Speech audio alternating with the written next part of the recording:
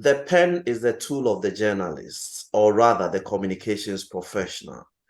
On this program, we call it pens down because this is where that reporter or presenter becomes the newsmaker. We turn the tables. We put the CCTV camera behind the scenes and bring you the inner workings of journalists which never get reported with the news. Today, we have a big one. We are traveling to Nigeria. Nigeria remains one of the countries that will fight with Ghana on everything, including jollof. I don't even know what their problem is. I hope I don't get beaten by raising this controversial issue. We are going to Nigeria today to have what promises to be a very exciting conversation. I have with me an international multi-award winning media and communications consultant. She's also a broadcast specialist, media trainer, speaker, investigative journalist, civic intelligence pioneer, journalism AI advocate. I'm very interested in that one, and a policy advisor. My guest today on Pens Down is Ejiro Umukoro, popularly known as Lady E. You are welcome to Pens Down. Thanks for joining me. I see. Right. That's right. I may want to, your end is freezing a bit. You know what? About the Jollof matter, there has to be so there's a battle for the cassava flavor now. So it's moved from Jollof, it's not about cassava. Don't worry. You see still the story popping up. I see. That is interesting. That's a whole new dimension to it. Right. I am interested in this, your journalism AI advocacy. Before we go into your journey through the craft and everything, AI is what is gradually taking over the world. How do journalists come in? Am I supposed to sit at home, prompt some buttons and ask some robot or some system to go do a story for me that I have not verified? How does AI work with journalists? I mean, that's such a brilliant first question to kick off our conversation, and I love that you picked on that. Incidentally, I was selected by the London School of Economics, as well as the Google News Initiative, the police arm of the LSA, where we were, I think, among the first 25 journalists across the world. I was chosen amongst them. And then we had this other expansion to include other journalists to come on board. And one of the things I learned from that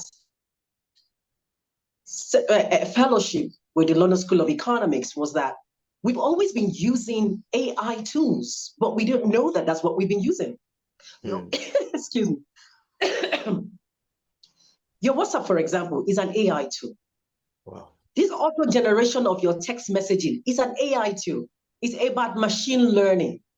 That means it's been with us already before it got named. Already, exactly. That is the illusion that was kept from us, and we thought that we were interacting with apps. Actually, the apps, the application themselves are all AI driven. Okay.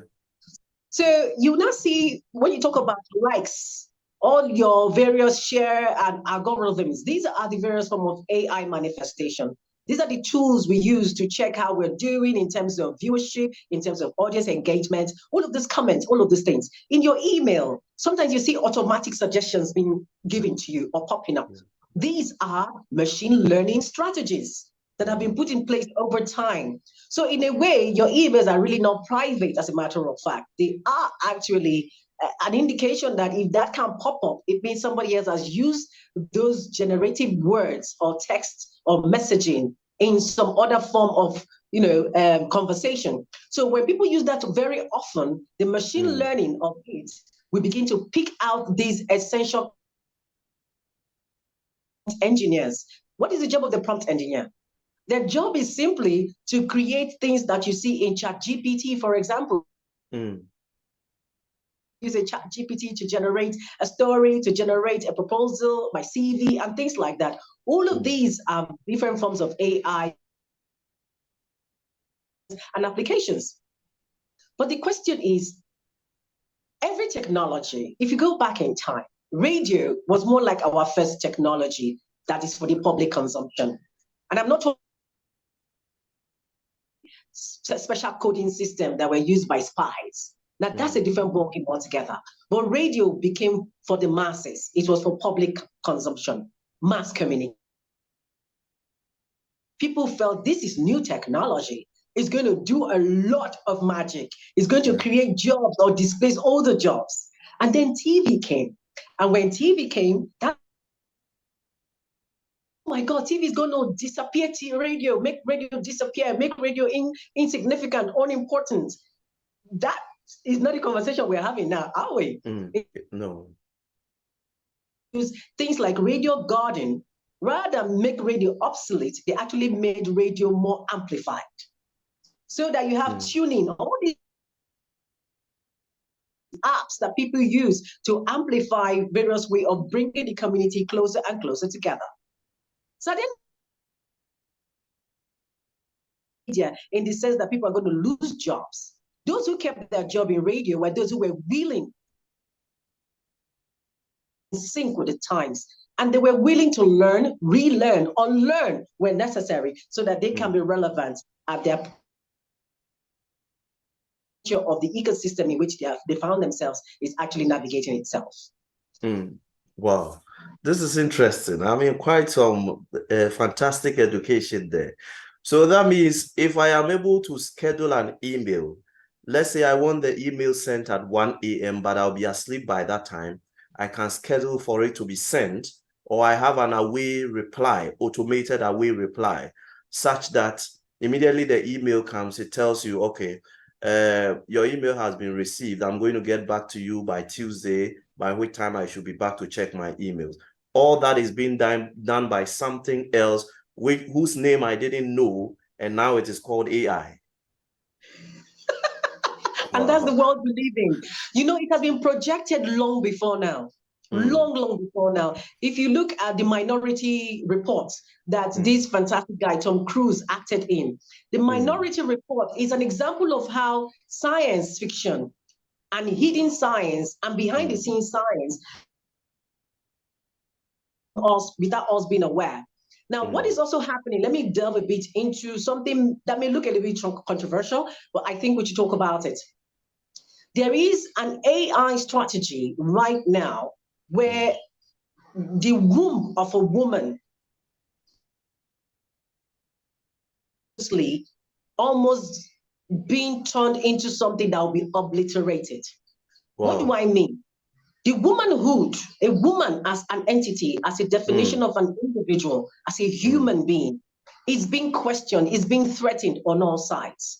This conversation of feminism that we are seeing, the negative extremism of that feminism that we're seeing, is beginning to show in how it's manifesting, where AI are now going to be designed in a manner that they will become like wombs. So they're going to create these wombs where children, the embryos that is, will be, you know how incubation works. Yes. So that imagined AI womb is what will now take over a woman's womb. If we're not even careful, and this is where the media needs to sit up, that there's a propaganda, there is a media game going on where people are being conditioned, socialized to accept the fact that the one gift that makes a woman outstanding, apart from several others, of course, which is the womb, deliberately attacked. We have seen instances where statistics have shown that people are being made infertile. Our lifestyles is making us infertile. The drugs we take are making people infertile. The food we eat is making us infertile. The farmer will only get a set of seed from a particular set of people because they have done a particular set of research to give a certain outcome. You can't grow that or propagate that particular plant. Those are indications for us that we should be aware that something is going on here, and it's insidious, and we have to be careful. And that's why Africa and our journalism in Africa and our media in Africa needs to understand that and embrace it. It may be ideal for them, but it is not for us. And we cannot import their seedlings into our soil when we have capacities to be able to irrigate, recreate our soil, make them richer, because we actually have fine, rich soils and they're available. So we need to be careful the kind of technology that we are importing into Africa and accepting and making them mainstay. Doesn't this feed into the question that our vulnerability is being preyed upon to accept just anything once it is coming from the West? By people. People want comfort. People want to be lazy. People really don't want to do much. So when you see these kind of ideas being thrown away from foreign spaces into your environment, if your mindset is already geared to, I want the soft life. This is what I want. You are going to be susceptible. It's like hypnosis. You are going to fall for it and you're going to buy into it. And by the time you've bought into it, it's too late already. The consequences sometimes are irreversible. Fasten your seatbelts. This one is an exciting journey. Pens down. This is what we are doing today. I want to find out what brought you into journalism. How did you discover the journalist or the communications professional in you? That's a very interesting question. I don't think anybody has really ever asked me that question per se. And my answer would be a bit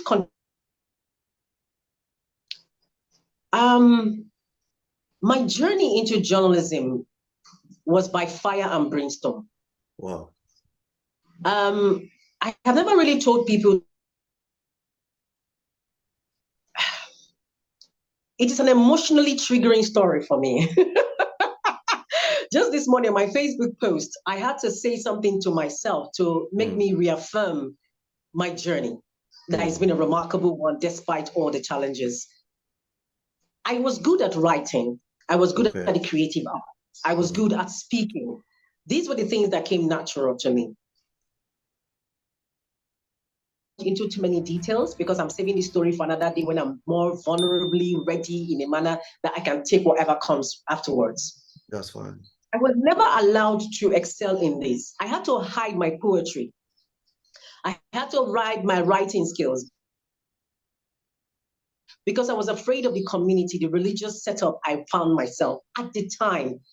I've always been like a pioneer of sorts for things that people are not ready to embrace early on. So often I get the beating and the squeezing and almost the destruction in the process. So I would say that for the first time in my life, despite that I have a history of practice broadcasting, journalism, I mean, I'm the executive director for Light Rail Media as it is, I realized that I had done them in an unintentional manner, but from a place of fighting to survive. Wow.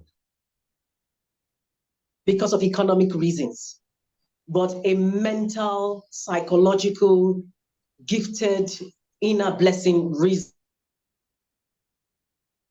I can't keep fighting this. And the fact that I'm having people who are ready to destroy me from expressing this, there's no other way to rise above the water. So right now, all my life, I've actually been in the space of media and journalism as a woman whose head was really swam the way I wanted to swim.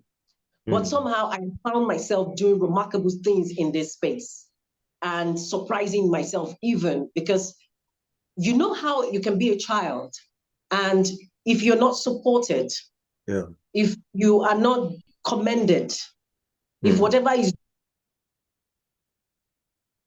recognized, and even seen, that's even the most important word. If what you're doing is not seen, instead people as not a gift and as not a blessing from God. Do you understand? And how you want to manifest it, it does a lot of damage to you psychologically, physiologically, and mentally. Yeah. So for many, many years, I have struggled with mental resilience. And I don't think it's fair that somebody should mentally struggle for too long because after a while, space that I'm in, I am grateful I'm in it. So my journey I will say began with Voice of Nigeria, where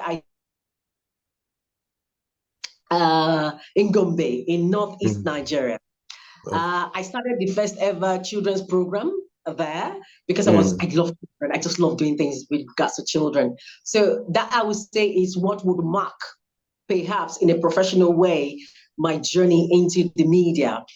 But that is not before then, because while in school, I used to love photojournalism. I used to take fantastic photos. I didn't get trained for it, but I have an eye for photography. So I'm always doing, landscape photography, human story photography, street photography. I was always capturing things like that. Then I was always writing. Like I told you, when I was 13, I did my first piece of writing. It was about a little girl who wanted to survive, who wanted to thrive. So that journey began. Then I did with Federal Radio Corporation of Nigeria in Port Harcourt. I was the sort of person who you couldn't pen down or pin down, like I would say, because while I worked with all of these spaces, I had this inherent, this drive, this independency I wanted to assert, because I felt that too much authority coming from my subsuming. I couldn't be subsumed further by other authorities, even in the professional spaces. So I was always trying to not be fully as a staff with any of them. I fought so hard. It was an unconscious thing that came from a place of survival. So that began, and I then navigated into private of Nigeria. I was on TV as a newscaster, as a reporter, as a host of a radio show, of a host of a TV show, and things like that. I started the what you call the business.com entertainment program, never before done before in that.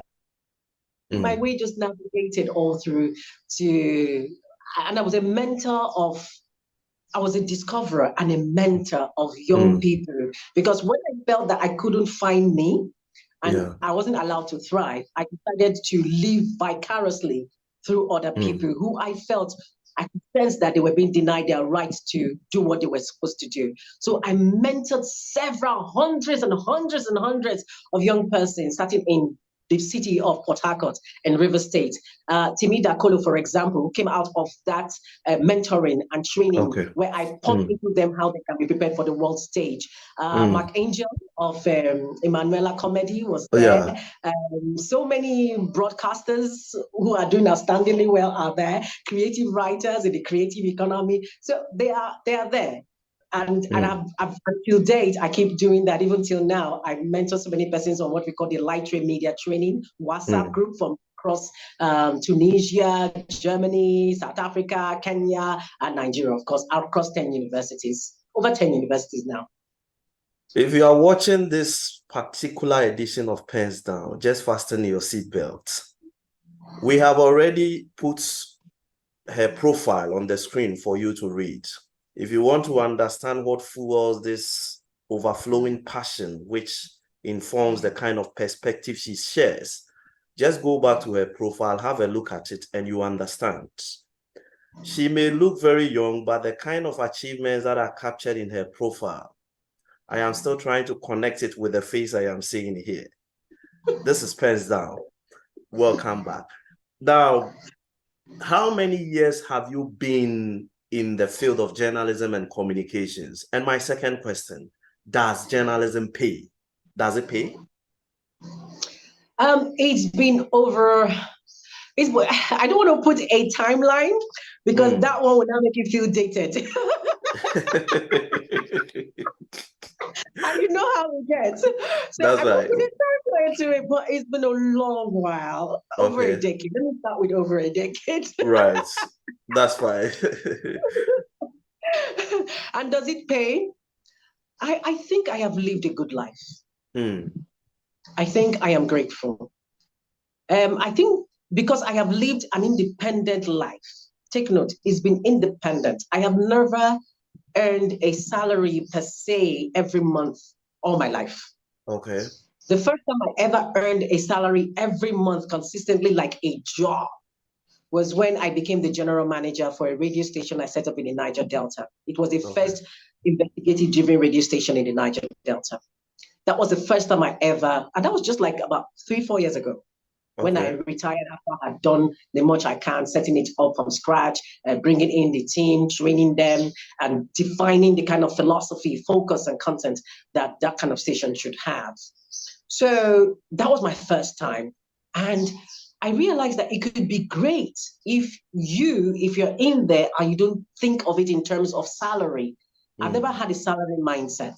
Okay. I've always had a project earn mindset, service earn mindset, product service mindset, which is why I also published my book, Distortion, which came on the heels of my investigative driven police center recognized work that I did during the COVID-19 lockdown and the impact of gender-based violence, broken girls, broken children, during the height of the COVID. A lot of boys were destroyed that period.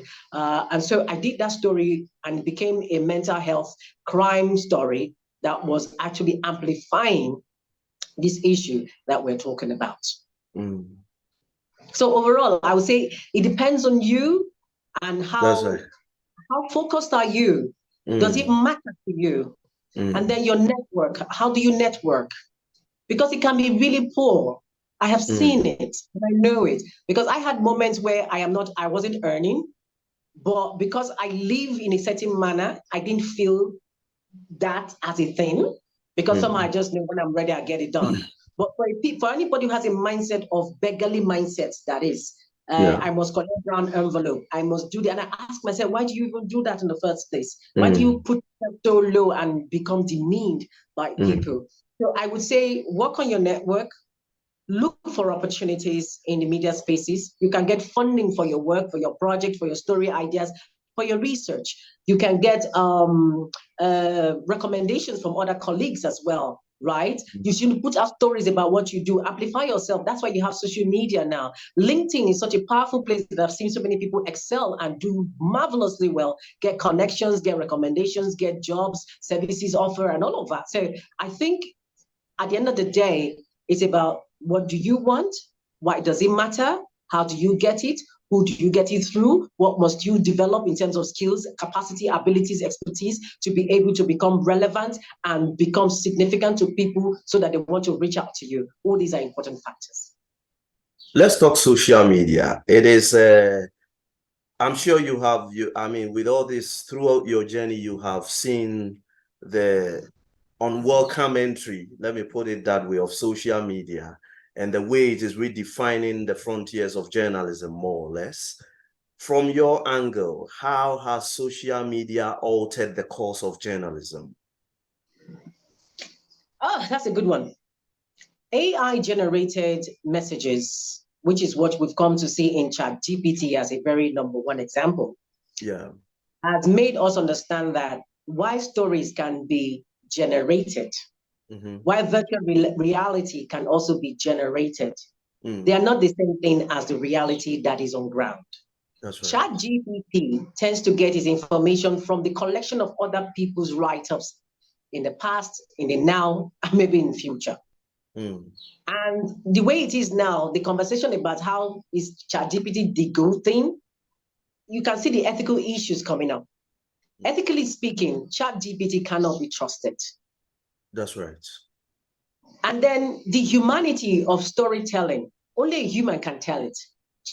An AI bot cannot do it, no matter how it tries. The nature of TV, even when you want to make it as unemotional as possible, there's still the human element that people who look at TV want to see expressed. So you cannot tap that except with your experience, and they don't know your experience. They cannot come from that place. Yes. And social media, like I have come to see, why it has the amplification, multiplication nature of it, that, you know, pushes something out there in a manner that hits global spaces wider than ever, which is the thing it has. That is its innate gold that you can't take away from it. But then it is also dependent on what is the story about. We've seen how misinformation are perpetuated through social media, which is why people need to be even be more careful. And it also brings to bear that sometimes too, we need to question what we want to throw out there. I have seen experiments conducted by Harvard and different other schools around the world where you will see a very heated conversation that while it's good it was recorded for their own purpose and references, I think some of them shouldn't be out there in the open. There could be an argument for that or against it. It really doesn't That's matter. right. But Yeah. I feel that sometimes some things shouldn't be out there and replayed. So in replaying some scenes from the past, like human abuse, like how slavery and all of that, that's the space for movies, so that we know that it's different. But what social media does is when you try to depict all of those kinds of abuse, it looks as if it is happening in the now. People Yes. tend to behave as though that is an endorsed thing to do to other people. So rather than bridge people together and bring them together, sometimes social media tends to divide. And that's why, as a person, wherever you are, if you notice that this is going to be happening, you have to be careful how you are consuming. What are your biases feeding into this? What expectations do you have? Do you get what I'm saying? What are your experiences that is also triggering for you as you watch that which you watch, and now inspires you to a call to action that makes you want to now share it or never to even share it? So social media is good in its own way if you know how to use, deploy, and understand that it has ramification and consequences. And a journalist, that is a very good tool to use. Just know how to use it effectively to get the outcome you seek. What assignments, or if not one, assignments in your time of active practice stands out for you as the most challenging? My most challenging assignment, what would that be? I think my most challenging assignment for me is the assignment that has to do with me surviving in this space. Okay. Because it was a space that chose me. Like when you say somebody is gifted with something, they can't help themselves but being that. So my greatest challenge, even till date, because just yesterday I was able to bounce back after a 4-year brain fog that was triggered about 4 years ago because of the incidents that led up to that time.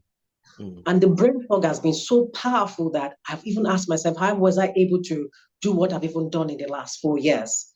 So I had to go meet an expert, and now I'm an advocate for talking about. I don't just want to call it mental health. I want to call it well-being, well-beingness. Well-beingness, because sometimes our greatest test is not that we don't have the resilience. Our greatest test is that sometimes we are not taking care of ourselves consciously and aware, in an aware manner that is intentional and deliberate, to protect who we are from those who we love. Because the truth is, the people who love you, who you love the most, and who are supposed to love you the most, are going to be your greatest. Your audio is off.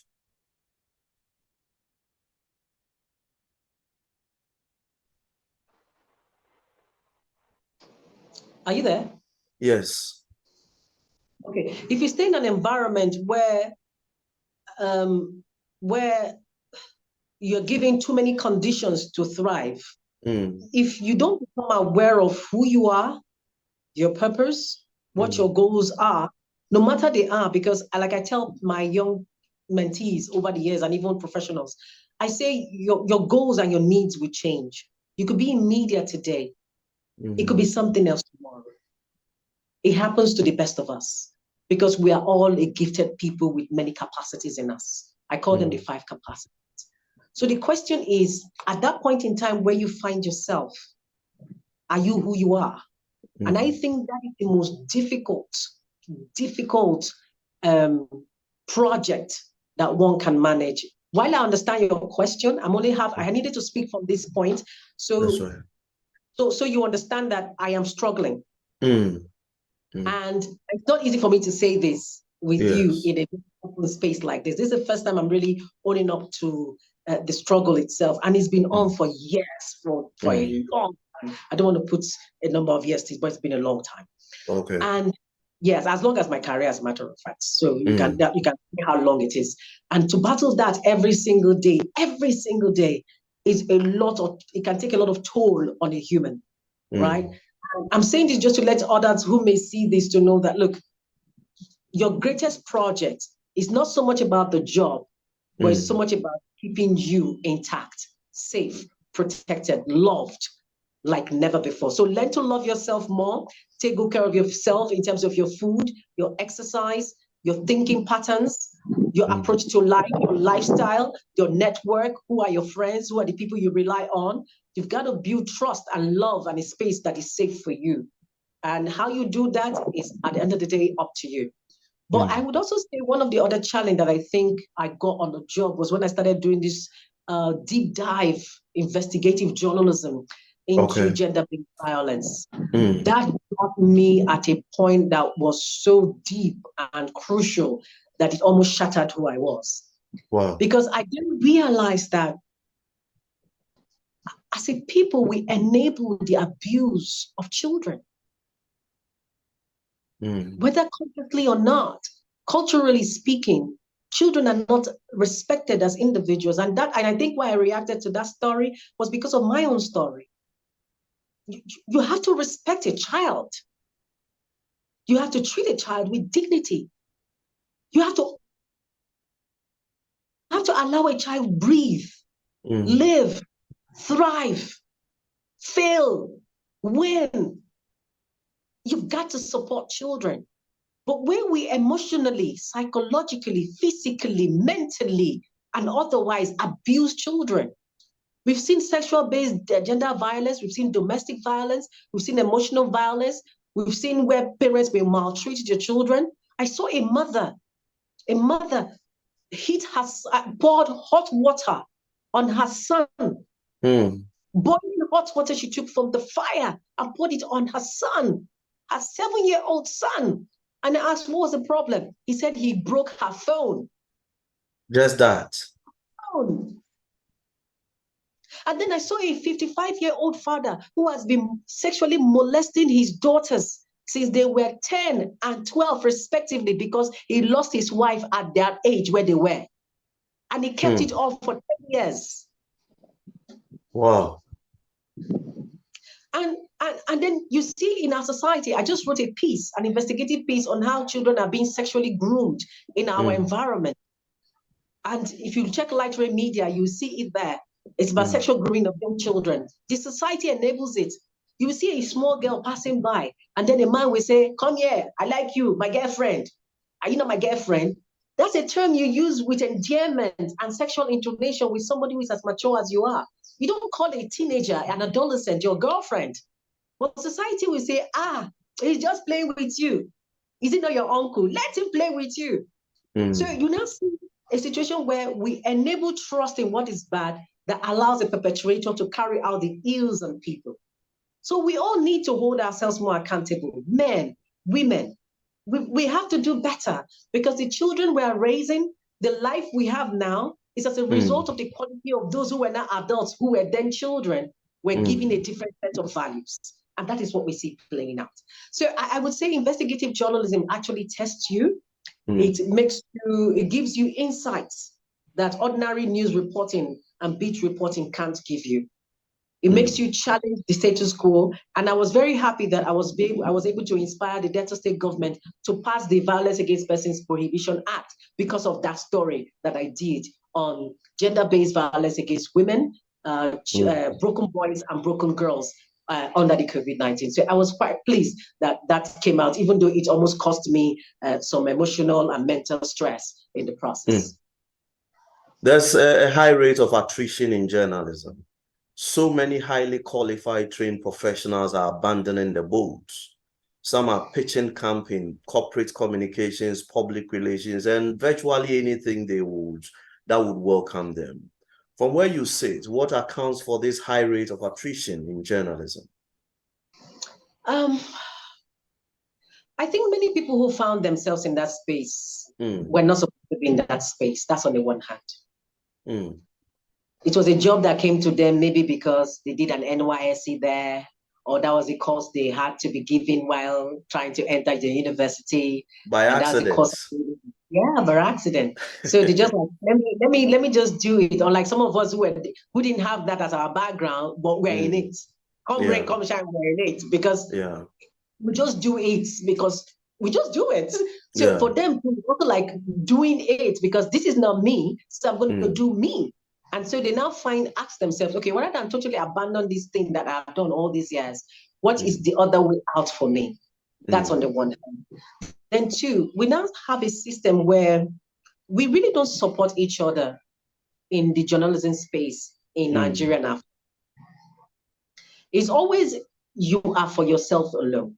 Okay. I did a training with journalists in Abuja recently, and I was talking about the safety and welfare of journalism and how they need to protect themselves legally, understanding the legal frameworks and the loopholes and the gaps that exist that pits them against the owners of media in such a manner that they bear the brunt at the end of the day because of bad managerial practices. So you have bad managerial practices, horrible ownership in the media space. I use the word horrible in a conscientious manner because we have seen that some people who own media have no business owning media. That's to them, right. it's just to an end. So they don't really care about the first mandate of journalism, which is to hold public officers to account, hold governments to account, make them be responsible, and then protect the citizens. Do no harm to the people. So you see them employ people as if they're employing civil servants they can just dispense with without any regard to them. So the labor laws too are also another factor. The kind of contracts people sign also factors as well. And then if you now have certain managers who have no business being general managers in the first place, or because I know you, they bring you on board, you see that's a problem as well. Yeah. And then the recruiting process too, these are very important factors. Then you also need to talk about the fact that training, retraining doesn't happen. And then there's no environment that enables people to come to love this job. And I mean, love and adore this job. A situation where you don't understand that you're the fourth estate. In other words, after the executive, the legislature, the judiciary, you are next. Yes. When you don't understand that level of hierarchy in the democracy or the setting up of a government as a person, if you don't understand how valuable you are, you've got a problem. You've got a very serious problem. So it starts with that innate appreciation for what media does, which goes back to one of the questions you asked me. If you don't know the value of what that media is, you're not going to use it in an expansive manner as you see other persons who know it, who created it, who have come to appreciate its value. So we need a lot of value orientation about how we treat media in Nigeria, how we treat media and communications practitioners in Nigeria, how we even value the citizens. Because first and foremost, journalism is about the public first. It's really, really not about you. But people find that difficult to embrace. It's really not about you. It's about the public service to the public for the public good, which now includes you. So if you fight for the public good, you will be a beneficiary. And then two, we now see in a system where in Nigeria and Africa, we reward media journalists as aids to government, as the highest apogee of attainment in that ecosystem, which is not true. Yeah. So we need to go back, see how we can get the academia to understand that in that space of academy, for example, you as a media trainer, with all your knowledge and expertise, you are supposed to be the first go-to person they engage. They don't just engage a certificate practitioner. And when I mean certificate practitioner, somebody has an MSc in that space but has never practiced in the field. He has a PhD in that space but has never practiced in the field. How do you know practice in the field and you don't have a PhD? You have an MSc. I mean, I don't understand how that works, but it's not justifiable. Because in the way we've also done it in Africa, particularly in certain parts of Africa more strongly, is that you just reward people who go present a certificate rather than reward those who actually have done the job. So you see that it is a whole lot of factors that are considered that are there. Not to mention the fact that your network, what kind of network do you have? What kind of tribe do you have? Who is your tribe in this space? If you don't have a good tribe of media experts and practitioners in your space, both the young, the middle levels, as well as the advanced, who you can learn from, interact with, you should have young people giving you opportunities. I've had chances like that where young people who have mentored, we say, Ma, we think this, you deserve this, please take this. I'm like, wow, are you serious? And then we've also seen instances where more mature persons, we look up to you and say, look, this suits you. You need to apply for this. I'm cheering you on to do this, you know? And so you need to go, if you discover that the people you're with, maybe your initial workplace, are not the kind of people that are inspiring.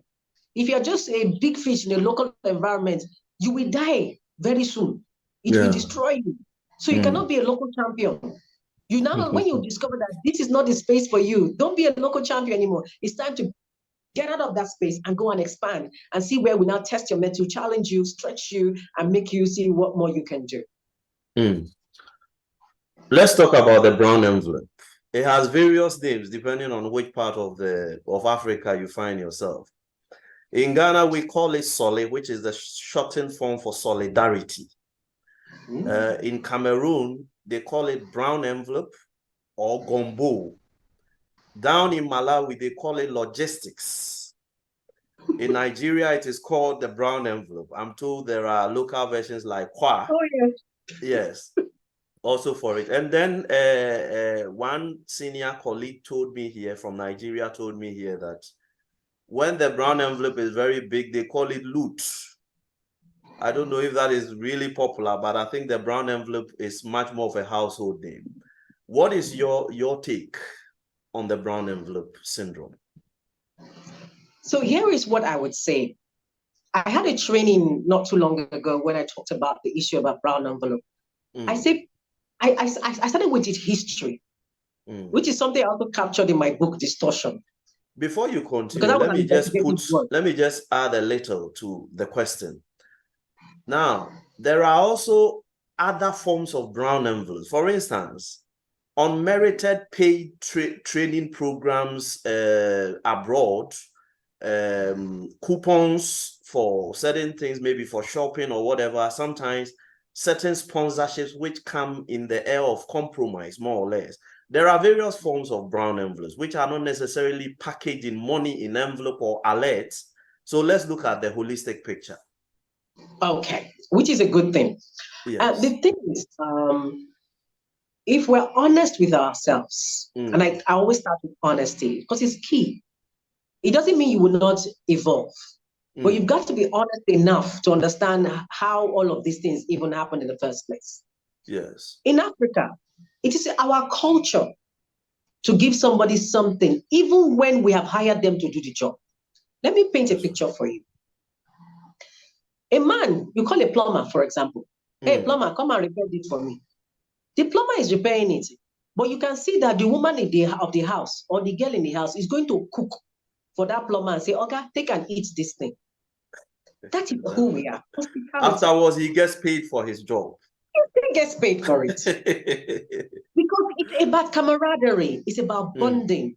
It's about creating an emotional connection. It's about another extension of appreciation. So it's a cultural thing that we have, right? Now, it's the bastardization of this cultural thing that has now become a problem. Okay. Whereas in Europe, for example, what they have now done in America, let me be specific, you will see that they are quick to understand this human dynamism, these dynamics that play out in human interactions. That's why in America, lobbying, take note, what is lobbying? Yes. It's another brown envelope. That's but right. What they now did was that they now made it lawful for lobbying to happen in a certain circumstance with a specific procedure and processes, and then accountability on how those were spent. But it is still lobbying. Yeah. It is still settling. It is still rubbing the palms. That's right. But in using the law to legalize it, this is what has happened. It's the same way we have conversation about banking. Banking is illegal in many of its activities. There's so much illegality in banking. But because the law supports the structuring of banking and then creates the illusion that there are going to be, monitors who make sure that the infringements of the rights of the people are ensured. So you now see them put up all of this system in order to legalize a process which takes your money, right? Invest your money, makes return on your money, but doesn't give you a dime for all those returns in money that they've made from you. How many times you put money in your account that you get credit for saving your money? Instead, they come and tell you to collect loans on top of your money as well for your business to thrive. So you can see a lot of illegality and moral and ethical issues surrounding the banking industry. But because they now put in place the so-called CBN, the so-called Security and Exchange Commissions, the so-called, machineries in place of monitoring, of check and balancing and all of that, it now gives us the illusion that at least there's some sense of recourse should there be a need for that. It's the same thing with the brown envelope. It's only a given that somebody will try and be nicer to you and say, just take this on the extra, one for the road. That's what people call these things, one for the road. Yes. It doesn't make it a bad thing. But when it becomes bastardized and that becomes an inducement, that is when it becomes a problem. And today, the reality is, it is now an inducement. So when you take it, because of what we now know what it is to be now, it means you've accepted an inducement. The question now is, does the inducement affect the outcome of the output of what you put out as a journalist? Does it compromise your ethics? Most organizations, we say, because we do not want the perception to be seen as being induced, do not collect brown envelope as our staff. Yeah. That helps our reputation. Now, what now happens at the hierarchy of this same organization will shock you. They collect other forms of largesse. From the editorial top management, we've seen it happen. So why the perception overall is that we don't allow our staff, which is very key, because about a management of propaganda game, perception game going on here, managing all of that. It doesn't mean these things will happen. Like you rightly noted, sometimes people will say, oh, for your staff, because we do this, we will train your staff. And without you realizing it, and if you do realize it, it's also another form of inducement. The word inducement is used here cautiously. It could also be a pat on the back. It all depends on how you look at it. So a pat on the back, an inducement, a commendation, an encouragement, an amplification. What is it really? So these are the things and these are the issues. And then when you look at the system we have in Nigeria, I'm not justifying anything. But when you now have many quacks in the system, they will further bastardize what is happening. We will have people who are just stomach infrastructure survivors. They will bastardize that process. So it has come to be, but the question is, at the end of the day, it is you as the person, as an individual. What are you going to do? And then as an organization, at least the best way you can, you manage all of those perceptions, you manage all of those kinds of engagement so that you can stand out as trustworthy. Because at the end of the day, the currency for media and journalism in particular is actually trust. Let me add a dimension to this and maybe play the devil's advocate for the purposes of this conversation. The work of the media is a sensitive one. There are compelling national security implications in the work of the media. Indeed, it is not for nothing that the Constitution recognizes the media as a fourth estate. Integrity is about the most priceless tool any journalist worth their calling must have if they are to survive and make impacts that really endures. The issue of this brown envelope has so become institutionalized that now a good number of colleagues approach it with a sense of entitlement. In fact, there are even some of them, if they come to cover your event, you do not give them the brown envelope, they can trash the story. They will refuse to do the story. There are also others who have found very, very, very criminal ways to even extort brown envelope from others by just dropping teasers of what they think are the iniquities those people seem to have been done and all. I am bringing all these down, out as some of the possible hurdles we will need to cross, or rather, some of the house cleaning we need to do as professionals who hold the country in a very, very sensitive way by ensuring that the three arms of government that come before us are all held to account.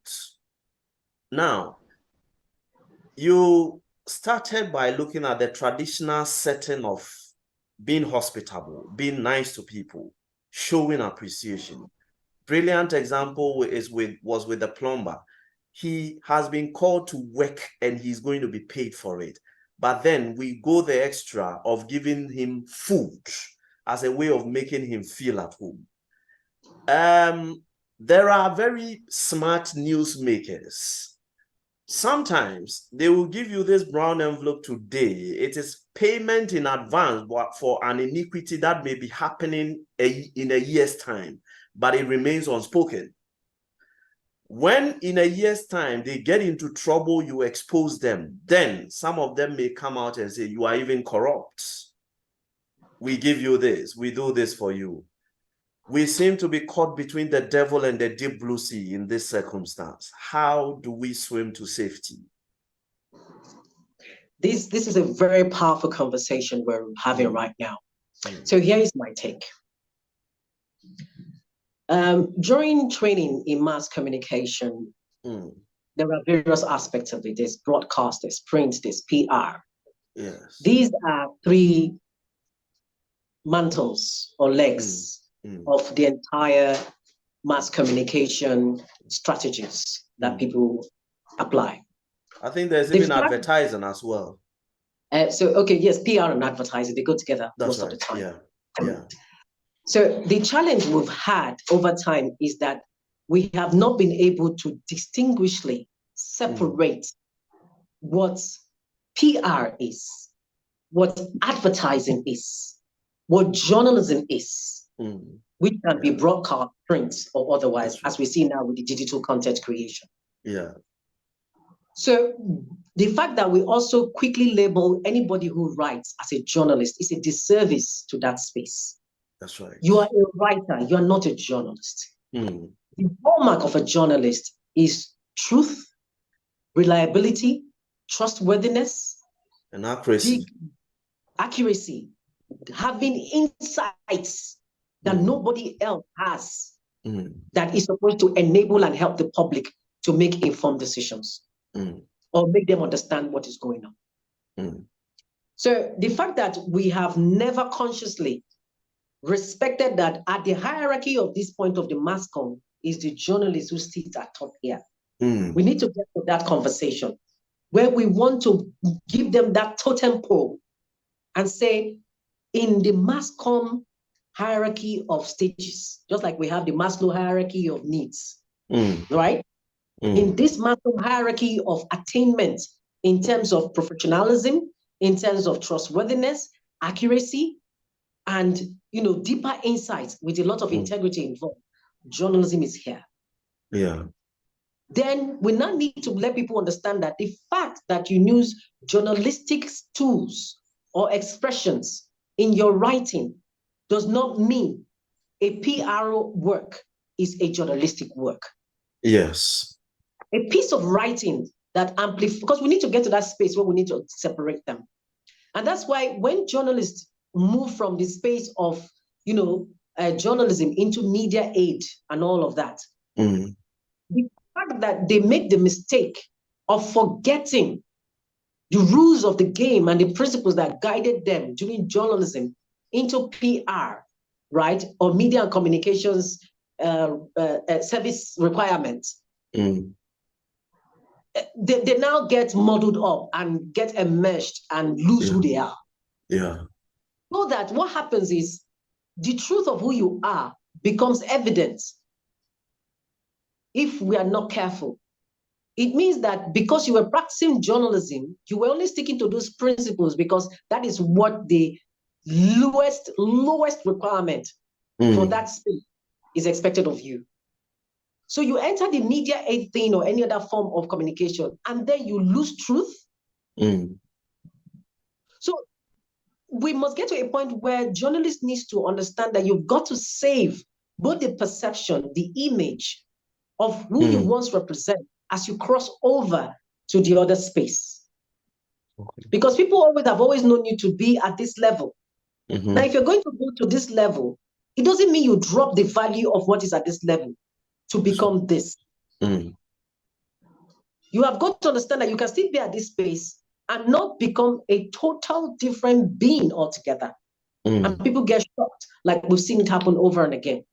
So that is on the one hand. But another thing is this. We must get to a point where, as a people in this space, like I said, some people came there by accident. It's not what they wanted to do. They have no business in there. So when they have the slightest opportunity to jump on this other bandwagon, they will do all that it requires. And then the fact that, let us understand that survival is also at the heart of this business. This is what I've been recommending for some time now. I say, rather than make it have the stickiness of brown envelope, of inducement, charge for your service. Now, media organization may now begin, seriously, you may now begin to ask yourself, at what point do you want to create different departments in your media organization so that you hire people who are PR within that same organization to handle PR work? Then you have others in the organization who does journalism work. I don't know how ethically you're going to balance that. It's going to be a tough one, right? But you can still do it if you're determined to. So I think we have to come to that point where we need to confront this monster and not let it overtake what we do. Because even at the hierarchy of media orgas and management, corporate affairs, as it were, we've seen them compromised. Oh, yes, a lot. So it's not just because they are at their age now in political public offices. No, even in the space where they are in terms of media, journalism, all of that, you've seen this compromise happens. And that's why ethical issues are the most important things in this work. To be able to separate them is the most difficult. People think morality is the same thing as ethics. No, they're not. An ethical issue is not a moralistic issue. And it's finding this balance that has been the most challenge, or the greatest challenge for many journalists to be able to strike. But from constant training and retraining and re-evaluating ourselves, we can do better. We're not saying that others overseas do better, but what they have done is that they have decided that, there needs to be some structuring against these things, because human behavior would manifest. It will manifest. So how do we manage the human behavior without totally crushing the human? Wow. Because the human too needs to survive. So how do we draw that balance? And that's why I use the example of that lobbying system in America. They had to legalize it so that it would make leeway for these kinds of things that would happen.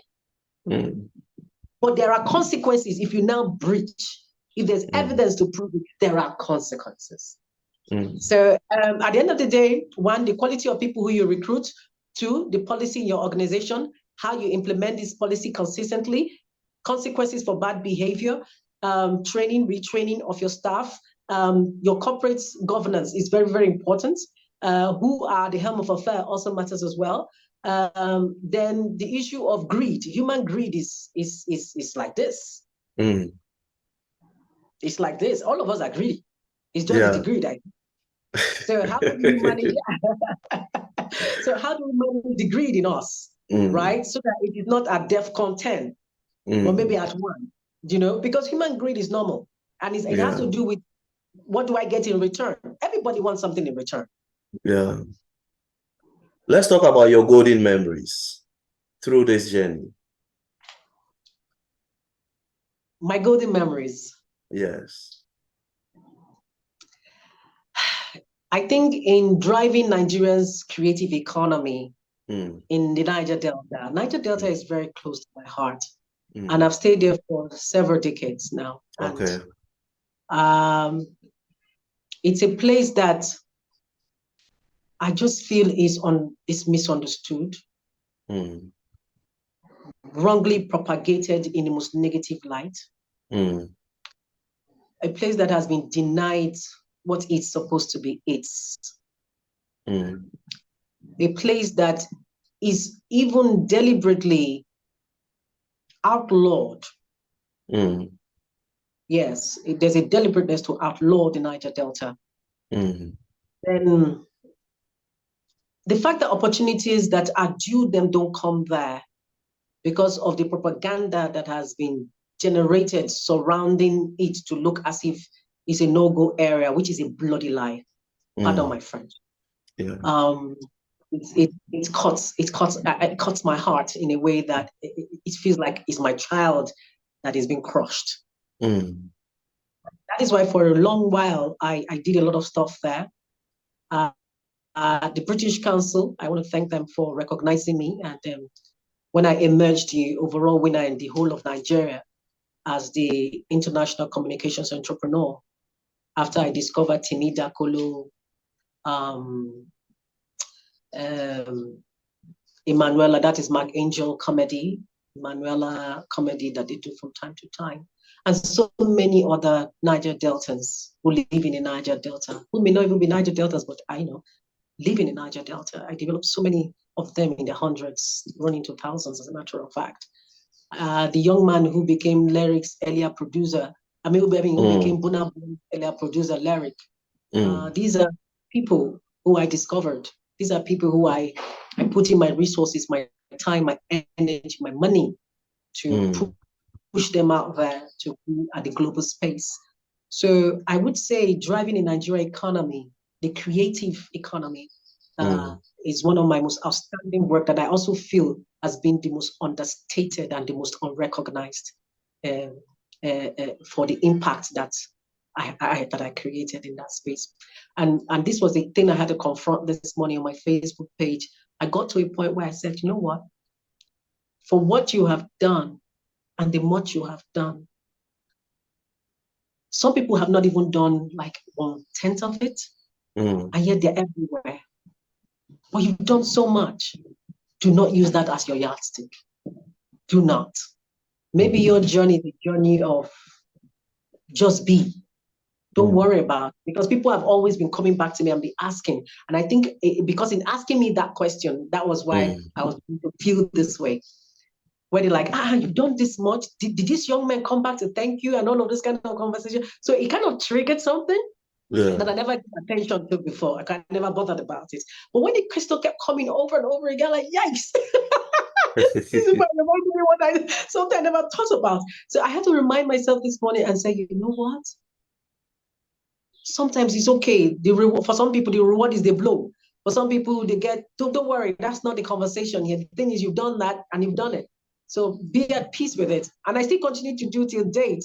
I'm mentoring like over 150 young people in campus, entry level, mid-level professionals in their spaces till now, even in journalism.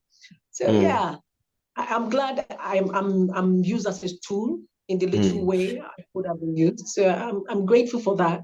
And then I've mentored women, lots of women. I'm a champion for women and womanhood. I believe that we have to create spaces for women. If we don't consciously create spaces for women, there will be no space for them. That does not mean we need to be in contest with men. We have got to respect that everybody has their gifts, capacity, expertise, skill sets. And we need to respect it, but we also need people to be more accountable in taking ownership of how they survive on their path as well. If we are to roll back the hands of time, is communication, journalism, media, this path, is it still going to be your choice? Like I said, it found me. I never found it. It found me because it's kept me there. I know how many times I wanted to dodge and get out. Let me tell you a very fascinating story. I got an offer with Channels in 2005. That's how long ago it was. Okay. That's Channels TV. Yeah. I got an appointment there with them. I was given an offer. And it was because of this trigger of my childhood and the community. I ran away from that job. Wow. I ran away from it because I was afraid of the onslaught of the criticism, the condemnation that would follow afterwards. And I couldn't because I don't think I was ready to do it. Maybe I underestimated myself. Maybe I could have done better, but that's what happened. So that's just an example of an instant where I've run away. Like I have run away severally, but somehow it keeps pulling me back. It keeps pulling me back. And so I try to stay in by doing things that I know is required in that space in an unconscious, unintentional manner. That's what I've done all these years, rather. That's what I've done all these years. And it's surprising I've come this far. So I Maybe don't know this if will I be can my tell you, but I'm an author and I want to excel as an author as well. right. Maybe this will be my last question. Yeah. Across Africa, politicians and politically exposed persons own and have set up and are still owning media establishments. President of Nigeria, His Excellency Bola Ahmed Tinubu, is owner of TVC television and the nation newspapers. I am mentioning him not for the person, but for the fact that at the level, at the height of the hierarchy, we have people with such awesome power that have and control media. Political ownership of the media. I want you to use Nigeria as a microcosm for Africa. Are we in trouble? Is there a reason to be worried, or there's no cause for alarm? We have to be we have to be more conscious of the trajectory that if it is allowed to continue in this manner, it's not going to bode well in the long run. That is the awareness I think we need to have. The ownership is not the problem, but the reality is that with that kind of ownership, if there are no counter ownerships to balance the equation, because you can't stop somebody from owning. He was a private citizen when he owned, he did that station. So you can't stop him. Even a private citizen who was also actively involved in politics, but it's a private citizen, right? So you can't stop that.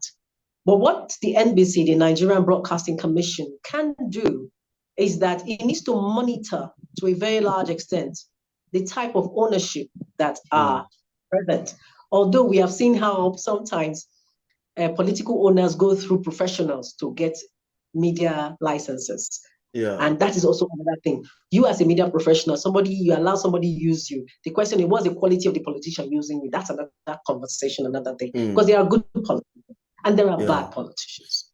So we need to have that balance as well. So for me, the issue with political ownership is the fact that there's a complete disregard for professionalism. That is my greatest concern. And the fact that even professionals, because I had to question them, professionals, even in a training where I said, how is it possible? Like, how is it possible that the professionals did not plan ahead to have ownership of this space, like a long-term plan, and save towards it, plan for funding support towards it, so that they can become the owners? How did they allow that? Because people will tell you that it's expensive for the licensing, for the setup, especially when it comes to the exchange rate and all of that. But I'm saying, no, you didn't plan.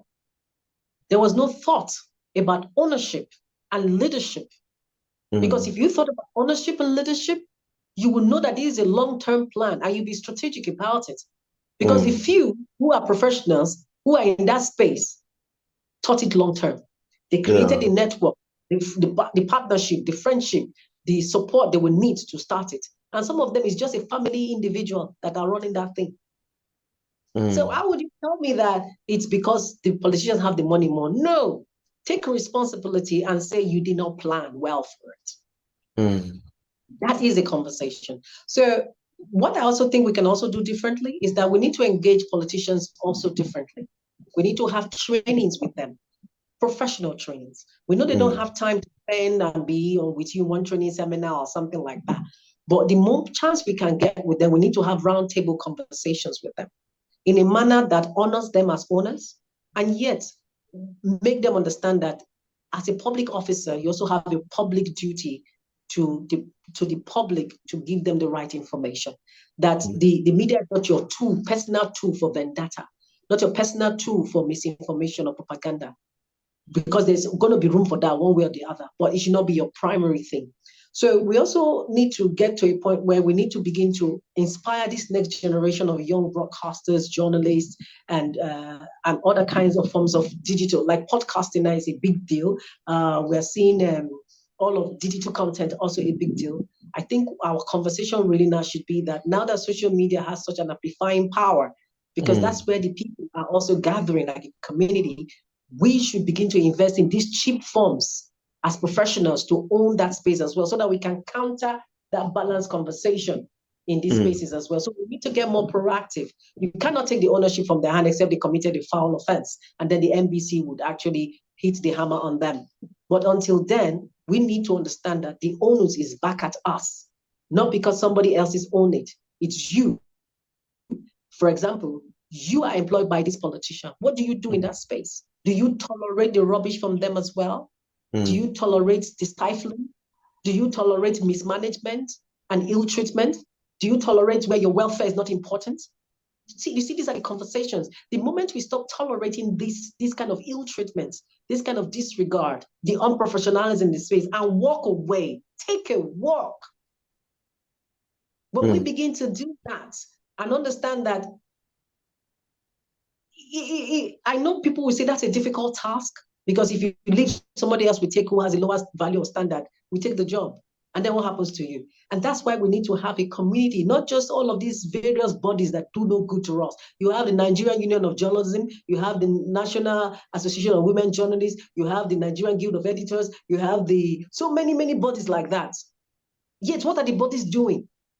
You have Ratal, you have Broadcasters of Nigerians Guild and all of that. What are they doing?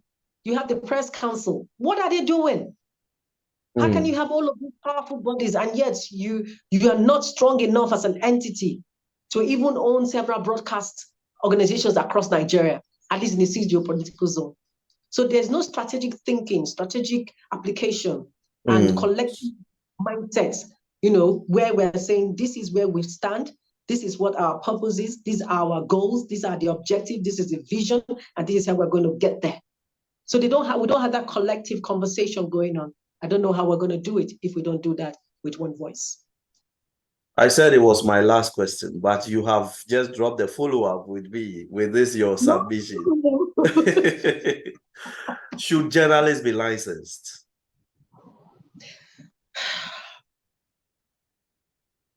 That's a tough one. That's a very tough one. But there's also a conversation about keeping the space sanitized, raising the professional bar standard in that space, removal of quacks who infiltrate the space. They need to be distinctive in terms of the quality of the output that we also seek, which goes back to the issue of brand envelope inducement and all of that, so that you know who is who. Then they need to raise the ethical application for journalism so that they are respected everywhere, anywhere they find themselves. Lawyers, doctors are licensed. There's a case for that. Journalism should be licensed with its body, so that if somebody wants to find out, is this a core true journalist, the body vets them. That is why we supposedly have the NUJ, the NAWOJ, the Guild of Editors. These are like licensing bodies, in a manner of speaking, who say, yes, we know this person. This person has done the job. So we have some form of licensing that shows that we can trust this person or so. But the question now is, perhaps, maybe these bodies too are not doing a good job of the proper licensing processes. Okay. Maybe every time Harry too has always been coming in that place, they can afford the fees and so they become members. So the process, the system of the selection is also very important. So that's for the protection of journalists, right? And the identification and the raising of standard. It can be encouraged. It can be a conversation that says, let us encourage them, since people are not seeming to have the capacity to manage the separation from PR and other forms of media communication services. So for journalists, maybe just to raise the bar for them and separate their fourth estateness with the stature and gravitas that it deserves. Maybe we should have that conversation of licensing them properly. But if you have the Press Council already, you have the various bodies exactly. The question is, the bodies as a whole, does it mean you two are not licensed in a manner that shows you have the gravitas? In other words, as a body, you're not projecting yourself as you want to be seen and respected. So it goes back again and again to the people in that space, how they handle themselves, the things they put out, the perception of the general public about them and the work that they do. So at the end of the day, it's about perception, the media role, the impact it made, and all of that. Because what we are seeing now is individuals coming up as I am the journalist. Mm. So it is you who now say, I am the journalist, and your work speak for yourself. Mm. What a conversation this one has been. I have absolutely enjoyed this. Pens down. Here we talk journalism journeys and we talk media matters. This is where we bring your favorite presenters, reporters, and media professionals. And we get them to drop their pen, which is the tool they use in their craft. And then they become the newsmakers.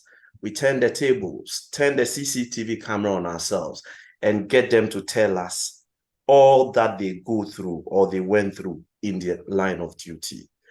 Today, my guest was Ejiro Umukoro. I hope I got it right. Correct. Fantastic. Lady E is her claim to fame. She's been my guest and it's been exciting, deep perspective, fascinating thoughts, and overflowing passion, obviously, for the fact that she did not choose and the profession chose her. And yet she has forged such an unbreakable bond with this profession. I think it's admirable. Thanks for joining me today on PENSDOWN. It's such a pleasure to have been with you, Stephen Yase, and I've enjoyed this moment with you. You're a great conversationalist, and this is a good thing what you're doing. And we at Light Ray Media would love to support you in all the way we can in what you do as well. Thank you very much. Truly grateful. Thanks for joining us as well from wherever you logged on. This has been PENSDOWN, Journalism Journeys. That's our sole menu on this platform. We'll be back again next time with another colleague, and we'll still be talking their journalism journeys. Bye for now, and thanks for joining us.